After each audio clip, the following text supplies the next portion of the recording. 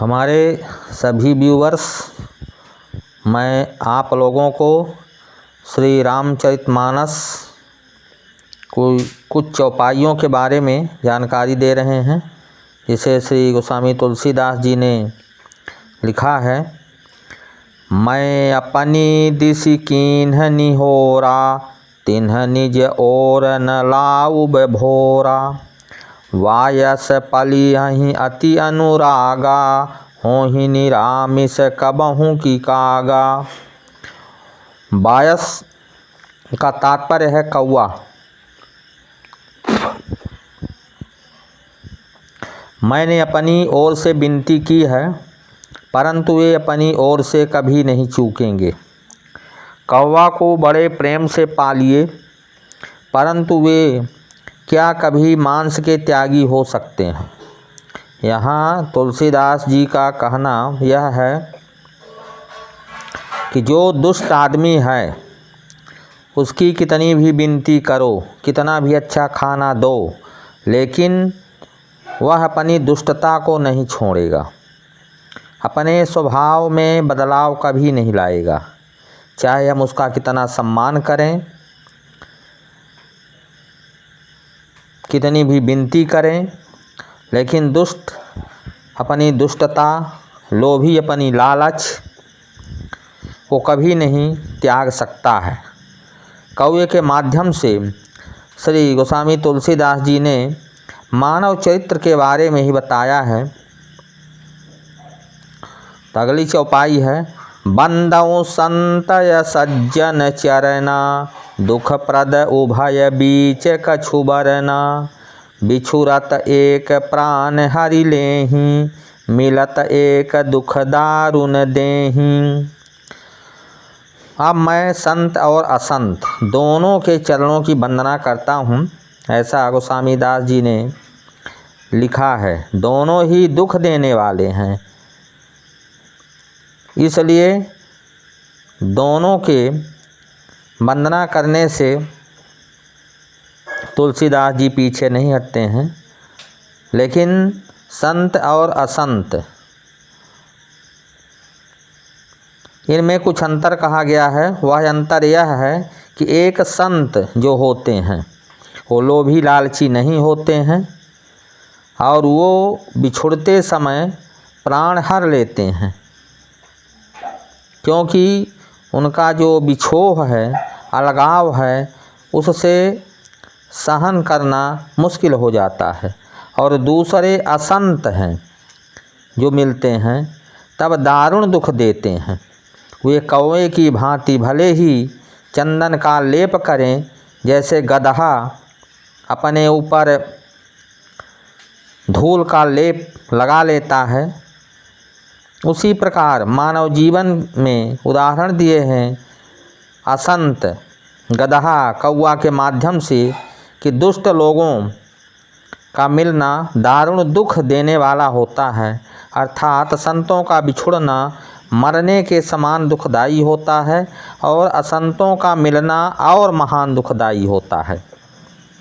इसलिए असंत अर्थात दुष्ट व्यक्तियों का मिलन केवल दुख देता है, सुख की आशा उससे नहीं की जा सकती है। भले वह कितना चालीसा का पाठ करता हो, कितना भी चंदन का लेप करता हो। आज बहुत से मार्केट में चंदन के सांचा आ गए हैं, उसको मस्तक में रख कर लोग ऊपर से चंदन का लेप कर देते हैं, तो डिजाइनदार कई प्रकार के चंदन आ जाते हैं। बहुत से चंदनधारी नाभि से चंदन लगाना शुरू करते हैं, तो दोनों पसलियों में, गले में दोनों ओर, कुछ गर्दन के पीछे की ओर भी चंदन का लेप करते हैं। और फिर नाक से शुरू करते हैं तो पूरे मस्तक में और शिखा तक पहुंच जाते हैं, और ये सोचते हैं कि हम संत बन गए हैं। यही तो महान असंत हैं। ऐसे संतों के मिलने से दारुण दुख मिलता है। उपजहि एक संग जग माही, जलज जोंक जिमि गुण बिल गाही। सुधा सुरा सम साधु असाधु, जनक एक जग जलधि अगाधु। यहाँ पर गोस्वामी तुलसीदास जी ये कहना चाहते हैं कि दोनों संत और असंत जगत में एक साथ पैदा होते हैं। एक साथ पैदा होने वाले कमल और जौ की तरह उनके गुण अलग अलग होते हैं। कमल दर्शन और स्पर्श से सुख देता है, किंतु जोंक शरीर का स्पर्श पाते ही रक्त चूसने लगता है। साधु अमृत के समान मृत रूपी संसार से उबारने वाला और असाधु अर्थात दुष्ट व्यक्ति जो बनावटी है, मदिरा के समान मोह प्रमाद और जड़ता उत्पन्न करने वाला, मानसिक तनाव देने वाला, अपने संग से क्रोध प्रकट करने वाला, दोनों को उत्पन्न करने वाला जगत रूपी अगाध समुद्र एक ही है। शास्त्रों में समुद्र मंथन से ही अमृत और मदिरा दोनों की उत्पत्ति बताई गई है। इसी प्रकार मानव जीवन में दोनों ही दुष्ट संत और असंत माँ के पेट से ही जन्म लेते हैं, लेकिन दुष्ट आदमी हमेशा कलह, ईर्षा, लुटेरापन, लोभी, लालची, कामी हो जाता है और संत व्यक्ति हर बात में केवल सुख देता है। ऐसा तुलसीदास जी ने अपना मत व्यक्त किया है। भल अनभल निज निज कर तूती, लहत सुजसय पलोक विभूति, सुधा सुधा कर सुर सरि साधु, गरल अनल कलिमल सरि व्याधु, गुण अवगुण जानत सब कोई, जो जेहि भावनी कतेहि सोई। भले और बुरे अपनी अपनी करनी के अनुसार सुंदर यश और अपयश की संपत्ति पाते हैं।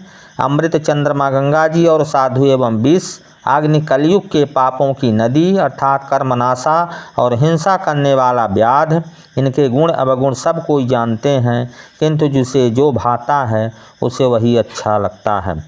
भलो भलाई पै लहाई लहाई नीचाई नीचू, सुधा सराही अमरता गरल सराही मीचू। यहाँ गोस्वामी तुलसीदास जी ये कहना चाहते हैं कि भला भलाई ही ग्रहण करता है और नीचता को ही ग्रहण किए रहता है, मतलब नीच नीचता को ही ग्रहण किए रहता है। अमृत की सराहना अमर करने में होती है और विष की मारने में होती है। अर्थात दुष्ट व्यक्ति किसी को क्लेश दे, कष्ट दे, लालच करे, किसी का धन लूटे, तो उसको असंत की श्रेणी में रखा है, अर्थात विष के रूप में उसकी तुलना की गई है। और अमृत की सराहना संत लोगों से की गई है कि ये हमेशा सुखदायी होते हैं, शांति पहुंचाते हैं, क्लेश और कष्ट नहीं देते हैं। इस प्रकार गोस्वामी तुलसीदास जी ने संत और असंत का वर्णन ये दोहा बालकांड के दोहा क्रमांक 4 से लेकर दोहा क्रमांक 5 तक की चौपाइयाँ के माध्यम से मानव जीवन के बारे में जानकारी दी है। यदि ये जानकारी अच्छी लगी है तो आप लोग सब्सक्राइब करिए, शेयर करिए, लाइक करिए। शेष अगले भाग में जानकारी देंगे।